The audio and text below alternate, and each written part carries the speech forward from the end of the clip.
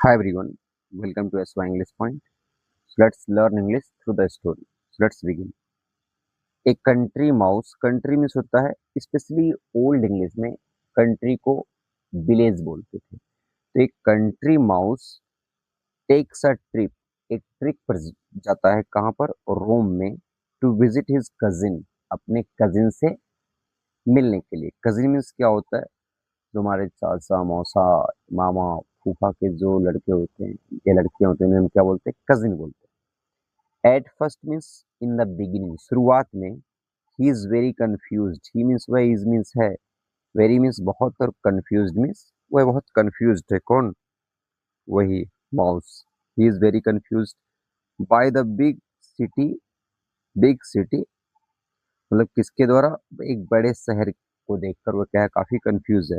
And miss और does not know, और नहीं जानता है, हाउ टू एक्ट, कि कैसे काम करे वो। हाउ टू एक्ट मीन्स होता है, हाउ मीन्स कैसे कोई काम करना, और हाउ के बाद टू प्लस वर्ग की फर्स्ट फॉर्म, ये बताता है purpose. For a few hours, कुछ घंटों तक। ही जस्ट सिट्स क्वाइटली, वह केवल बैठता है। क्वाइटली मीन्स क्या होता है? शांति से। एंड मिस और वॉचेज व्हाट हैपेंस, और देखता है कि क्या होता है। ही हियर्स पीपल से बियोंगियोर्नो, बियो बियोंगियोर्नो, वो ये सुनता है कि लोग कहते हैं इस वर्ड को, किसको? बियोंगिरनो, बियोंगियोर्नो। व्हेन दे मीट, जब वे मीट करते, जब वो मिलते आपस में, तब। ही सीज पीपल, वह देखता है लोगों को। ऑर्डर थिंग्स, ऑर्डर करते हैं चीजें बहुत तेजी से। And keep to the right side of the street, और गली के राइट साइड में रहते हैं, मतलब जब चलते हैं तो राइट साइड में रहते हैं। व्हेन वॉकिंग, जब वो वॉक करते हैं।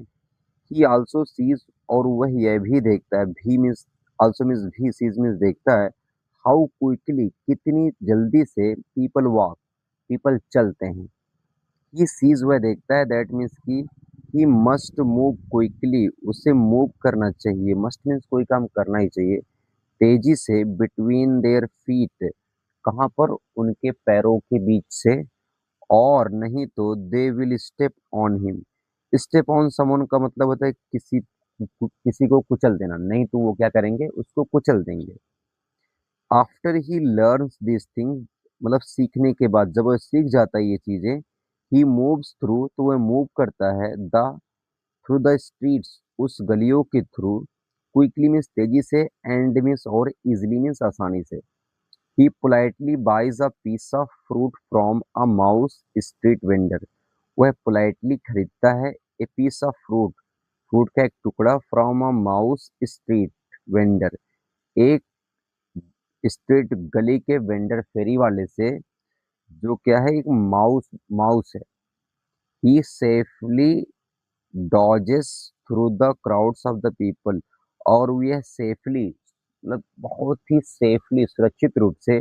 डॉज का मतलब होता है किसी को अवॉइड करना, नजरअंदाज करना या धोखा देना। तो डॉज कर देता है, अवॉइड कर देता है, through the crowds people, crowds के पीपल से होकर, मतलब उनके थ्रू तो जाता है लेकिन उनको अवॉइड करते जाता है।